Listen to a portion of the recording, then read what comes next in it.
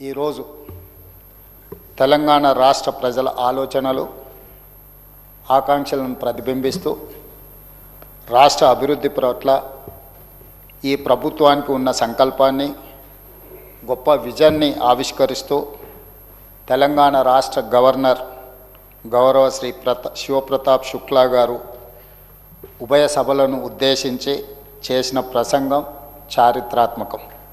ఆయన చేసిన ప్రసంగం కేవలం అక్షరాల రూపంలో ఉన్న ఆలోచనలు కాదు, తెలంగాణ అభివృద్ధికి మార్గదర్శి. 2034 సంవత్సరం నాటికి $1 ట్రిలియన్ ఆర్థిక వ్యవస్థగా, 2047 సంవత్సరం నాటికి $3 ట్రిలియన్ ఆర్థిక వ్యవస్థగా తెలంగాణ రాష్ట్రం ఎదగడానికి అవసరమైన విశిష్ట ప్రణాళిక.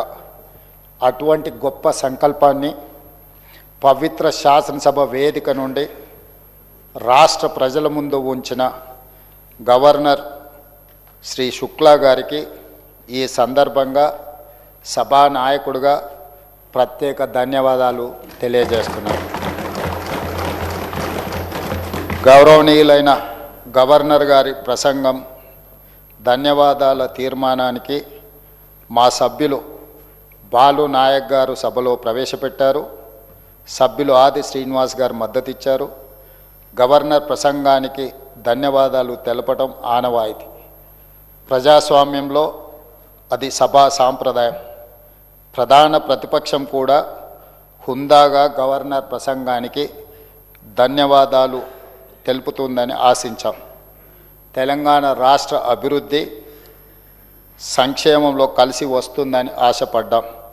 కానీ ఆ పార్టీ తమ అహంకార ప్రవర్తనను మార్చుకోలేదు.